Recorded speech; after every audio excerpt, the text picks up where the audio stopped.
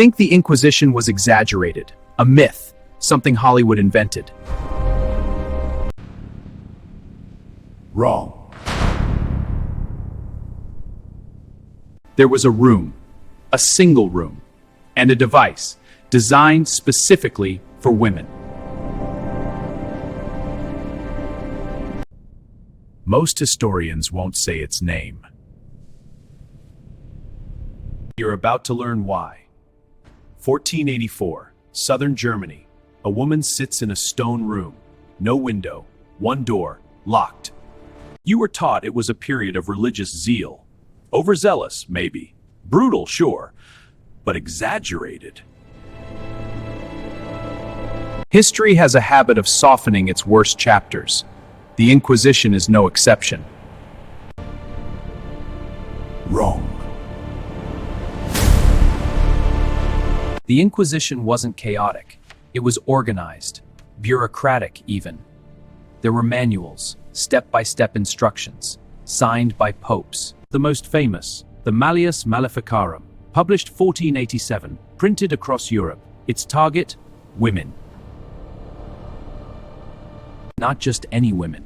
Healers, midwives, widows, women who lived alone, women who knew too much, women who spoke too loudly. The manual called them instruments of the devil. It told inquisitors how to find them, how to question them, how to break them.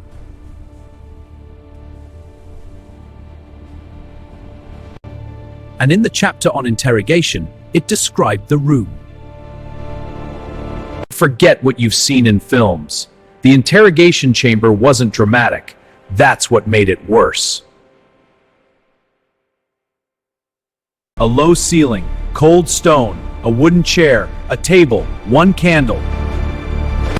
The inquisitor sat across from the accused, calm, quiet, patient. He didn't need to rush.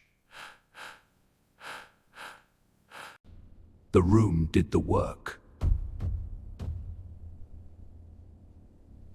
Sleep deprivation first. Days without rest. The accused kept awake by guards.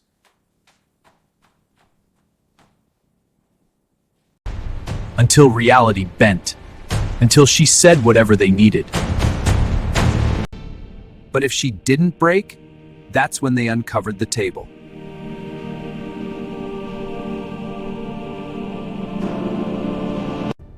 The device had several names, different countries, different dialects.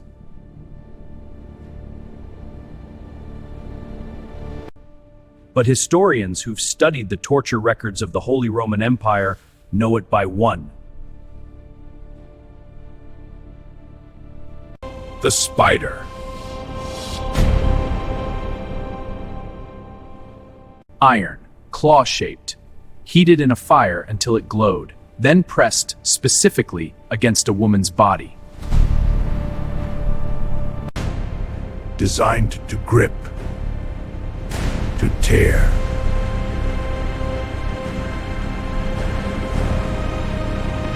It was not a weapon of war. It wasn't improvised. It was engineered, crafted by a blacksmith. Commissioned by the church for one purpose.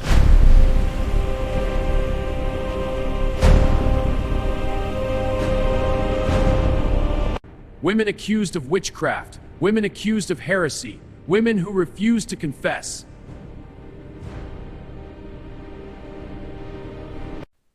The records from Bavaria alone mention it dozens of times. The Vatican archives contain references going back to the 13th century. You won't find it in your textbooks, because someone decided you didn't need to know.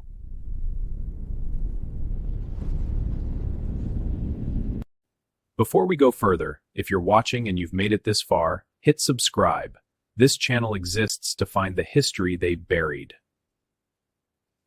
There's more where this came from. Now, back to the room. History forgot their names, but the records didn't. In 1589, a midwife in Quedlinburg confessed, under torture, to killing infants. She hadn't. She died anyway.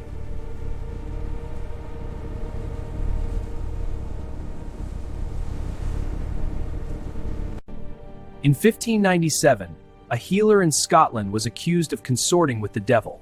Her crime? She knew which herbs reduced fever. She was tortured for 11 days, then burned. These weren't isolated cases, they were a system.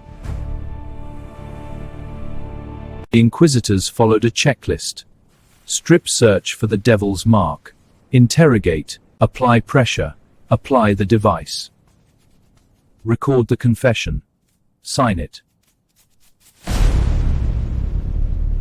The confession was always the goal, not truth. Confession.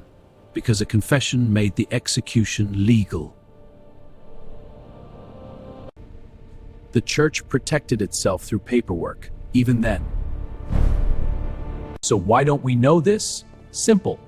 The victors write history. The church survived. The women didn't. When historians began studying Inquisition records in the 19th century, access was limited. The Vatican opened its archives only in 1881. Even then, certain documents were categorized, restricted, or simply missing. The Malleus Maleficarum went through 28 editions, sold across Europe for 200 years, and yet, most people alive today have never heard of it. That's not an accident. That's a choice. One room, one device, 45,000 women at minimum. Some historians put the number closer to 200,000. The Inquisition didn't just torture. It erased, it rewrote, it decided what you would and wouldn't know. You're watching this because someone, somewhere, refused to let it stay buried. If you want more history they don't teach, subscribe. The next video goes somewhere even darker. You've been warned.